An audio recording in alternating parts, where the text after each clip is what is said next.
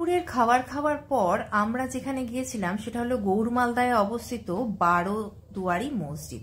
এই বারোদুয়ারি মসজিদটির অপর একটি নাম হলো বড়সোনা মসজিদ। 1526 সালের দিকে সুলতান নাসিরউদ্দিন নুসরাত শাহ এই বারোদুয়ারি মসজিদটি তৈরি করেছিল। বর্তমানে 12টি দরজার মধ্যে 11টি দরজা খোলা এবং একটি দরজা আর নেই। এর ভেতরের অংশটা খানিকটা এরকম, যার ছাদটি বর্তমানে আর নেই। এই 11টি দরজা বিশিষ্ট করিডোরটি চারিধারেই ছিল, কিন্তু একটা সাইডেরই করিডোরটি পড়ে আছে বর্তমানে।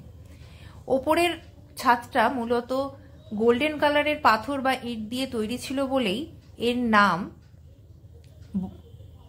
বড়সোনা মসজিদ বলা হয়। বড়সোনা মসজিদ থেকে বেরিয়ে আমরা যেখানে গেছিলাম সেটা হলো দাখিল দরওয়াজা। এই দাখিল দরওয়াজার অপর একটি নাম হলো সেলামি দরওয়াজাও।